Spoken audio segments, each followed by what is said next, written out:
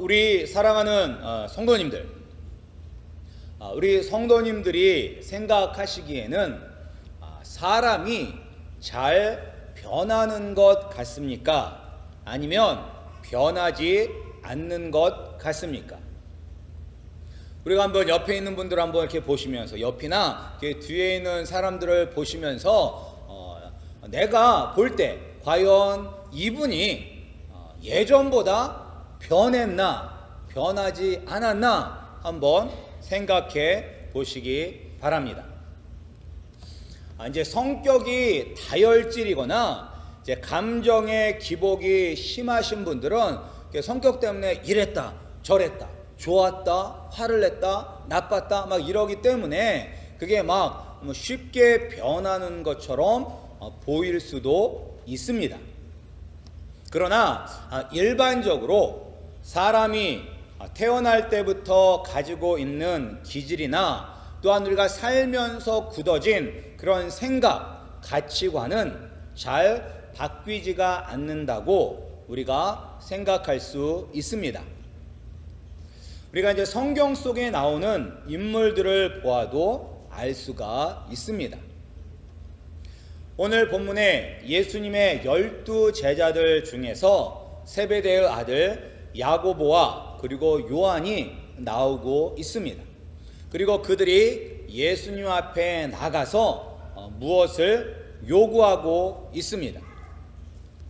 그런데 이제 그 12 제자들 중에서 이 야고보와 요한은 베드로와 더불어 예수님께서 좀 더 많이 데리고 다녔던 그 제자들 가운데서도 핵심적인 그런 제자들이었습니다.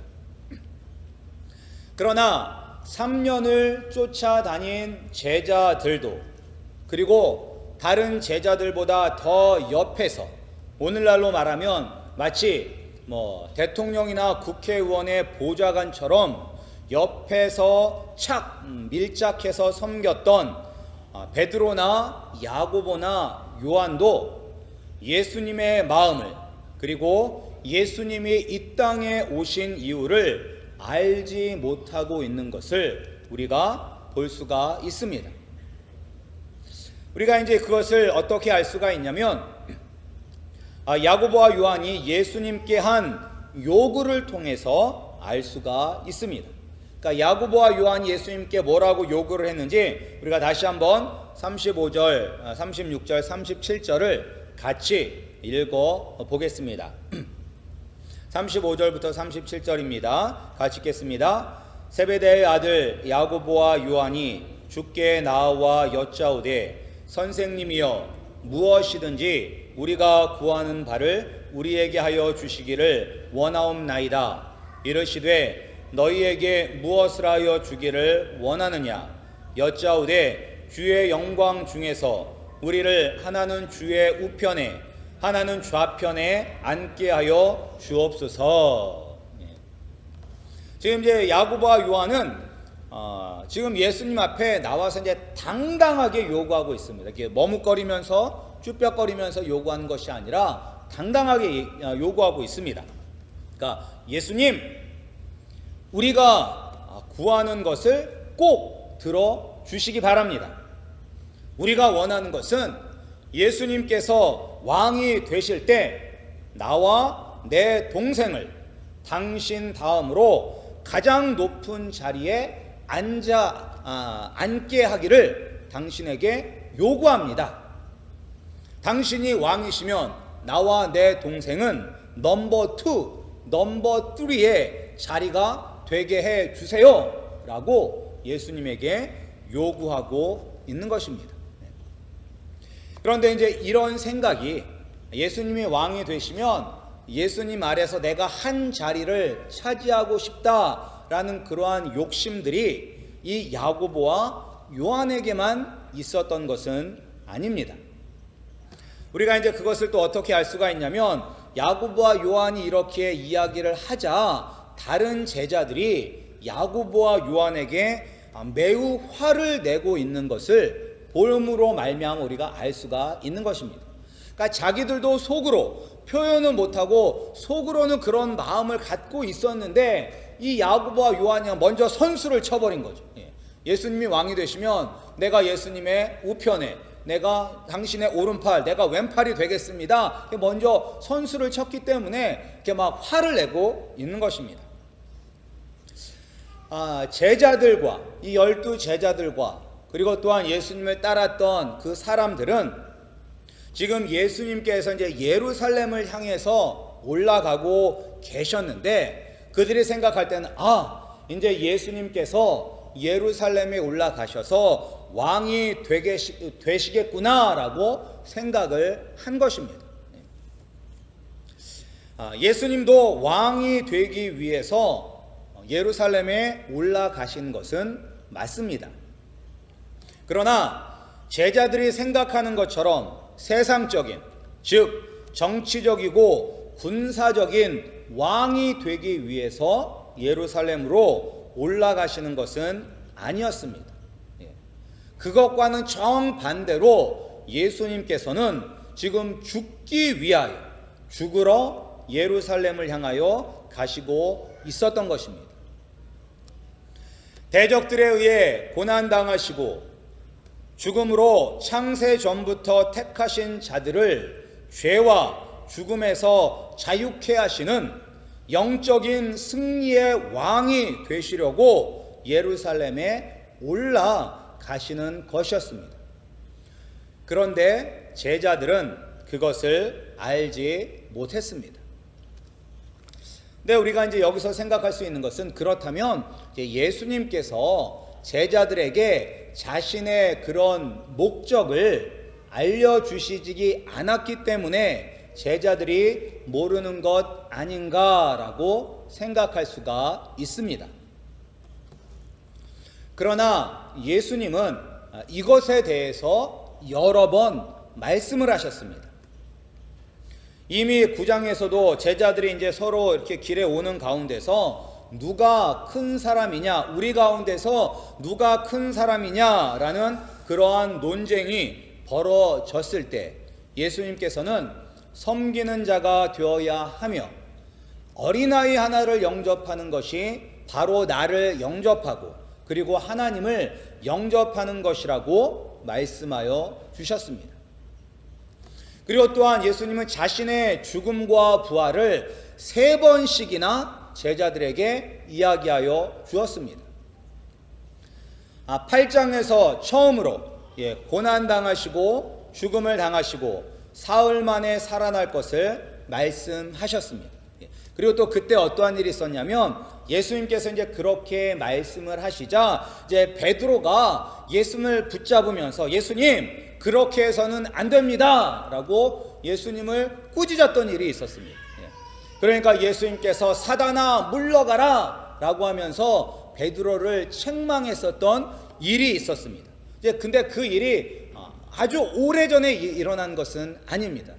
그러니까 그 사건은 아마 제자들의 머릿속에 충분히 기억이 남을 만한 그러한 사건이었습니다. 그리고 또한 9장에서 높은 산에서 영광스러운 모습으로 변화가 되었을 때도 간접적으로 죽음과 부활을 말씀하셨고, 누구에게? 야고보와 요한과 베드로에게. 그리고 또한 귀신 들린 아이를 고치시고, 두 번째로 고난과 죽음 그리고 부활을 말씀하셨습니다. 그리고 우리가 보고 있는 10장에서도 우리가 지난주에 보았죠. 우리 부자 청년과의 이야기 후에, 그리고 오늘 우리가 읽지는 않았는데 우리의 오늘 읽었던 본문 말씀 바로 앞에 보면 3번째로 고난과 죽음과 부활에 대해서 말씀을 하셨습니다. 그리고 이 3번째는 더 구체적으로 말씀을 하셨습니다. 우리가 한번 33절과 34절 말씀을 함께 보겠습니다. 33절, 34절 말씀입니다. 함께 읽겠습니다. 보라, 우리가 예루살렘에 올라가노니 인자가 대제사장들과 서기관들에게 넘겨짐에 그들이 죽이기로 결의하고 이방인들에게 넘겨주겠고 그들은 능욕하며 침뱉으며 채찍질하고 죽일 것이나 그는 3일 만에 살아나리라 하시니라. 이 말씀을 보면 예수님께서 이제 어떻게 고난을 당하시고 죽음을 당하시는지 아주 상세하게 구체적으로 나왔습니다. 그러니까 어떤 사람들이 와서 나를 잡아가며 이렇게 대제사장들과 서기관들이 보낸 사람에 의해서 자기가 붙잡히게 되고, 그리고 또한 그 사람들 앞에 먼저 신문을 받게 되고, 그리고 이방인인 로마 유대 통족 본디오 빌라도에게 넘겨지게 되고, 그 로마 군인들에 의해서 능욕당하고 침뱉음 당하고 채찍질 당하고, 그리고 십자가에 못 박혀 죽으신다는 것, 그리고 죽은 지 3일 만에 부활하신다는 것을 아주 구체적으로 말씀을 하여 주셨습니다.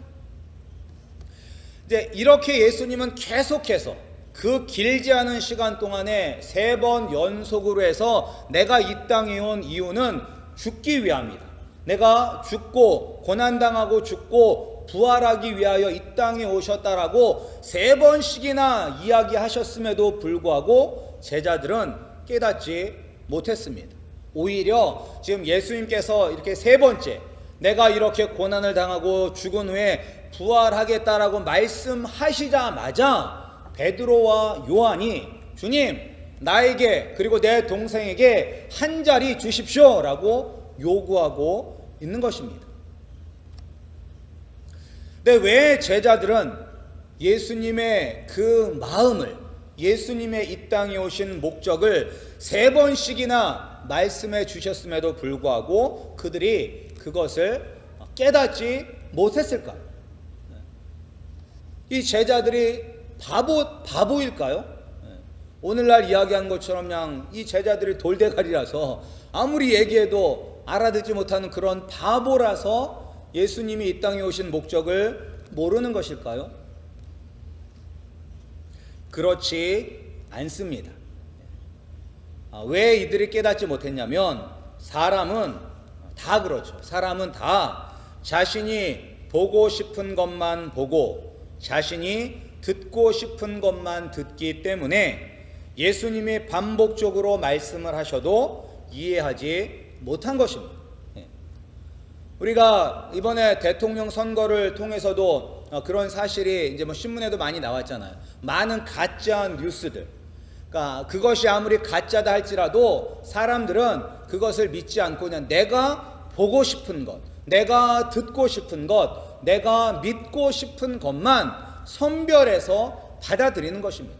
이게 가짜든지 그거는 상관이 없어요. 사람들은 다 내가 원하는 것, 내가 듣고 싶은 것, 보고 싶은 것만 보는 것입니다. 그러니까 제자들도 마찬가지인 것입니다. 제자들은 예수님이 보여주신 그런 능력들, 귀신을 쫓아내고 바람과 바다를 잔잔케 하시고 정말로 병든 자들을 고치는 그런 능력과 말씀의 위엄을 보면서 그 시대 사람들이 꿈꾸었던 로마를 몰아내고 유대인들이 이 세상을 다스리는 그런 강력한 유대인의 나라를 세울 메시아를 원하였던 것입니다. 그런 메시아를 꿈꾸고 바라고 소망했던 것입니다. 그들의 생각에는 이사야 선지자가 예언한 고난받는 종의 모습으로 오시는 메시아는 없었습니다. 그 사람들도 이사야의 말씀을 알고 있었지만 그 말씀을 받아들일 마음은 눈꼽만침도 없었던 것입니다. 그들이 원하는 메시아는 이 세상을 정복하고 그 정복한 나라에서 높은 자리를 차지하기만을 원했던 것입니다. 그리고 내가 따라다니는 이 예수님이 그것을 이루어질 것이라고 믿은 것입니다. 이렇게 사람은 변하지가 않습니다. 우리 세상에도 이런 말이 있죠. 사람이 변하면 죽는다, 이런 말이 있고, 그리고 또 철들자 망령 이런 이야기가 있습니다. 그러니까 이 이야기는 무엇이냐면 사람이 그만큼 변하기가 어렵다는 것입니다. 예수님도 말씀을 하셨잖아요. 우리가 지난주에 그 부자 청년의 이야기를 하시면서 부자가 돌아간 후에 부자가 천국에 가는 것은 너무 어렵다. 얼마나 어렵냐면 낙타가 이 바늘의 귀로 들어가는 것보다 더 어렵다라고 말씀을 하셨잖아요. 그러니까 사람들이 다 놀라면서 아이고 예수님, 그러면 도대체 누가 천국에 갈 수가 있습니까? 라고 이야기했을 때 예수님께서 사람으로는 할 수 없으나 하나님만 하실 수 있다라고 말씀을 하셨습니다. 그래서 사람은 언제 변화가 되느냐? 하나님이 변화를 시켜 주실 때만 변화될 수가 있는 것입니다. 그러면 이제 이런 생각이 우리가 들 수가 있습니다.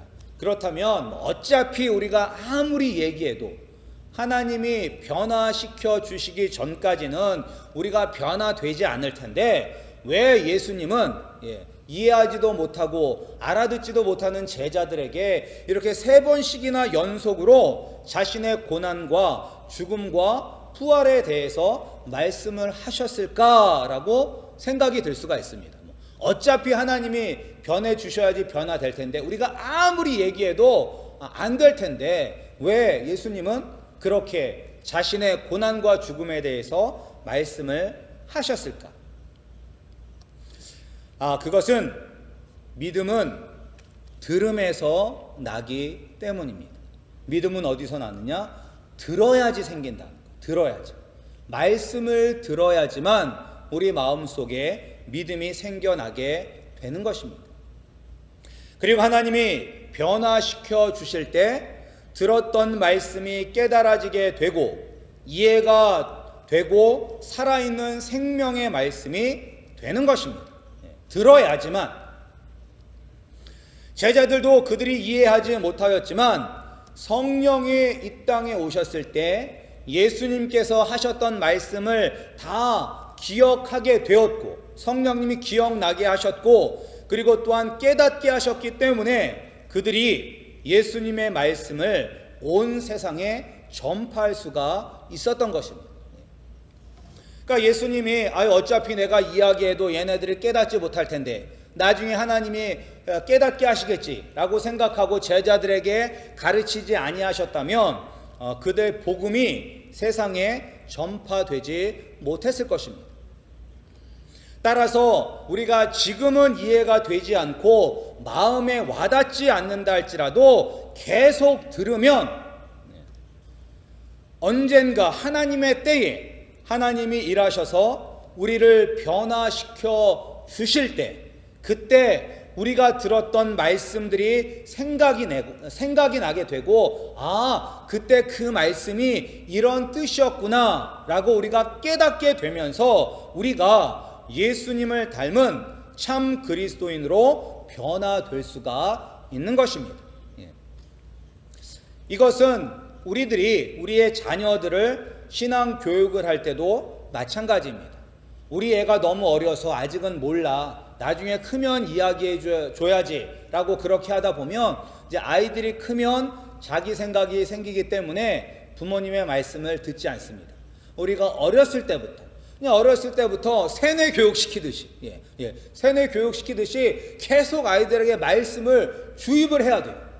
그러면 하나님의 때가 되면 하나님께서 우리의 자녀들을 만져주시면 그 아이들이 변화되면서 말씀이 생각나게 되고 그 말씀의 뜻을 깨닫게 되고 그 말씀에 은혜 받게 되고 그 말씀대로 살게 되는 것입니다. 그것은 아이들에게만 국한이 되는 것이 아니라 우리에게도 마찬가지입니다. 우리에게도.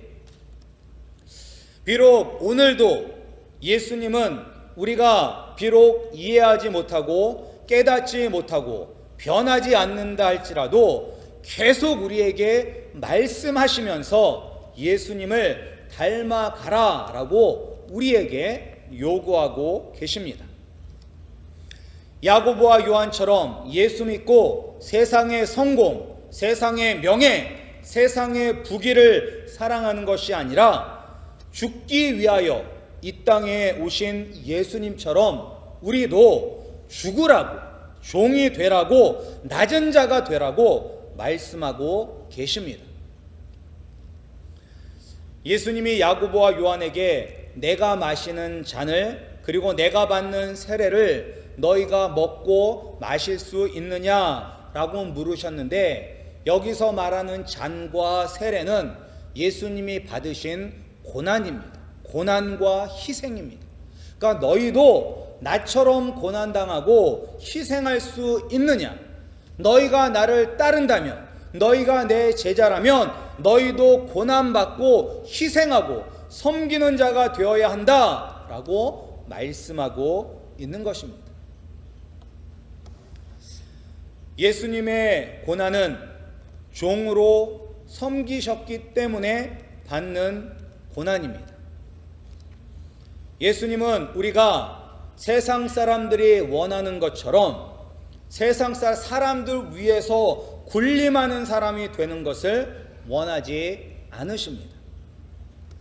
그 대신에 어떤 사람이 되기를 원하시냐면 인내하고 고난받고 가장 낮은 자리에서 섬기는 자가 되기를 원하십니다. 그런데 부자 청년과의 이야기에서도 말씀드렸듯이 참 예수님은 우리가 듣기 싫어하는 말씀만 하십니다. 우리가 듣기 싫어하는 말씀만 하세요. 우리가 듣기 좋아하는 것은 뭐예요?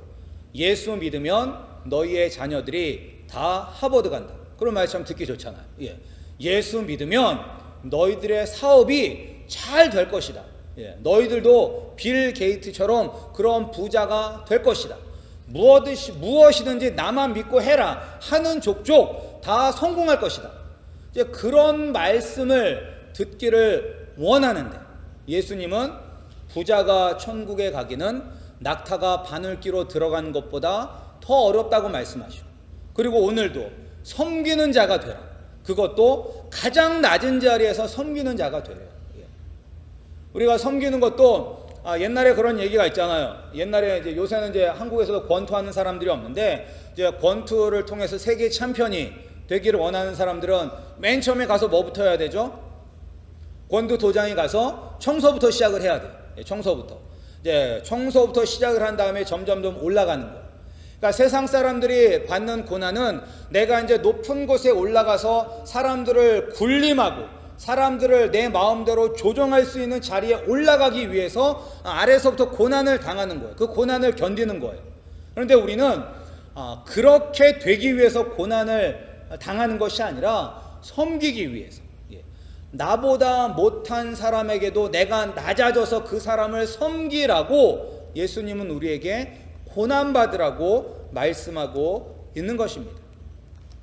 그러니까 우리 본성이 내 본성이 원하는 것과는 정반대로 말씀하고 있는 것입니다. 이렇게 내가 듣기 싫고 따라하기 싫음에도 불구하고 우리가 예수님의 말씀에 순종하기 위해서는 예수님이 우리를 위하여 하신 일을 알아야만 합니다. 예수님이 나를 위하여 하신 일이 무엇인지를 알아야지만 우리가 예수님을 따라갈 수가 있는 것입니다. 우리 마지막 45절 말씀 우리 함께 읽겠습니다. 우리 45절입니다. 시작. 인자가 온 것은 섬김을 받으려 함이 아니라 도리어 섬기려 하고 자기 목숨을 많은 사람의 대속물로 주려 함이니라. 아멘. 온 우주의 왕이신 예수님께서 이 땅에 오신 것은 이 세상의 왕들처럼, 이 세상의 지도자처럼 섬김을 받으러 온 것이 아니라 섬기려고 이 땅에 오셨다라고 말씀하고 있습니다. 그리고 또한 이 땅에 왜 오셨냐면 많은 사람의 대속물로 자신의 목숨을 주기 위해서 이 땅에 오셨다라고 말씀하고 있습니다. 여기서 이제 대속물이라는 단어가 나오는데 이 대속물을 영어로는 랜섬이라고 쓰여져 있어요. 기록하고 있습니다. 랜섬으로. 이제 랜섬이 무엇이냐면 오늘날에는 이제 납치된 사람에 대한 몸값이 랜섬입니다. 그러니까 예수님은 몸값을 지불하셨다는 거예요. 몸값을. 그런데 이제 예수님 당시에는 이 단어가 어떻게 쓰였냐면 노예나 아니면 전쟁의 포로. 그러니까 이 세상에서 가장 낮은 자들이죠. 가장 낮은 자들. 노예들이나 전쟁의 포로를 돈을 주고 사서 그들을 자유케 하는 몸값이 바로 대속물, 랜섬이 되는 것입니다. 다른 사람을 위해서 값을 지불하는 것이 아니라 노예와 전쟁 포로를 해방시키기 위해서 지불하는 돈이 바로 대속물이 되는 것입니다. 우리는 죄의 노예였습니다. 죄의 노예였던 우리를 자유케 하기 위해서 예수님께서 값을 지불하셨습니다. 얼마를 지불하셨을까? 우리를 죄에서 구원하기 위해서, 죄와 사망의 종로로 타고 있는 우리를 자유케 하기 위해서 예수님께서 우리의 몸값으로 얼마를 지불하셨을까? 100불, 1000불, 10,000불, 100,000불, 10,000,000불. 여러분들의 몸값은 얼마 정도 된다고 생각을 하십니까? 예수님은 우리를 죄에서 구원하시기 위하여 몸값을 얼마를 지불하셨냐면 자기의 생명을 지불하셨습니다.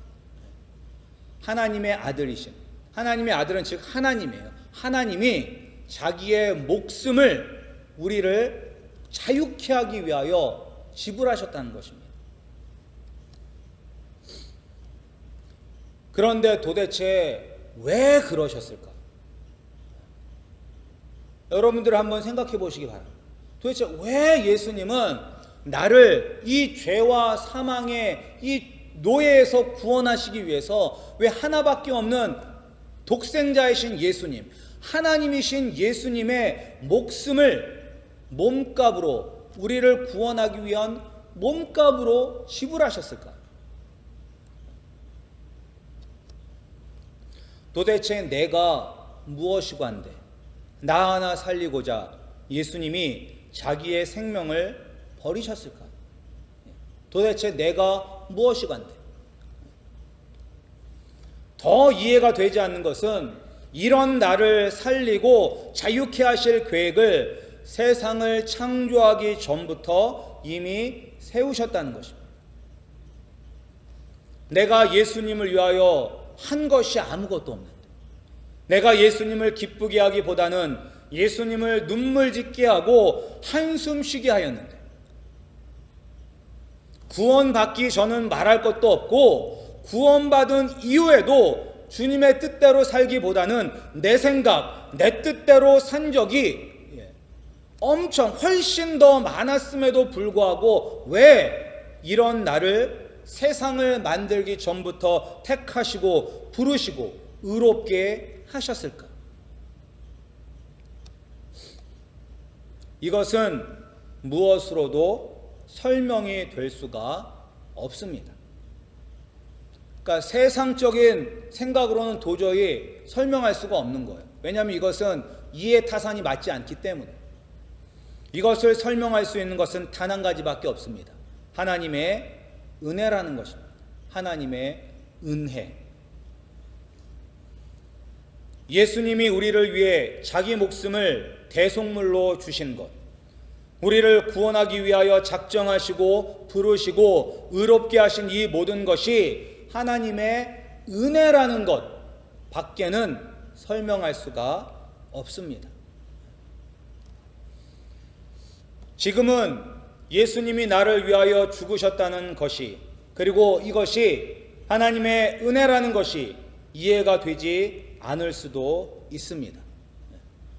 마치 제자들도 예수님과 예수님의 죽음과 부활을 반복해서 들었음에도 이해하지 못한 것처럼 우리도 하나님이 창세전부터 나를 택하시고 예수님의 핏값으로 나를 사셨다는 것이 도무지 이해가 되지 않을 수도 있습니다. 그러나 하나님의 때에 하나님 아버지께서 깨닫게 하시고 이해하게 하시는 그때 오늘 이 말씀을 기억하게 하셔서 예수님을 위해서 고난받기를 두려워하지 않고 많은 사람들을 섬기는 종이 되시는 우리 아름다운 교회 성도님들이 되시기를 주님의 이름으로 축복합니다.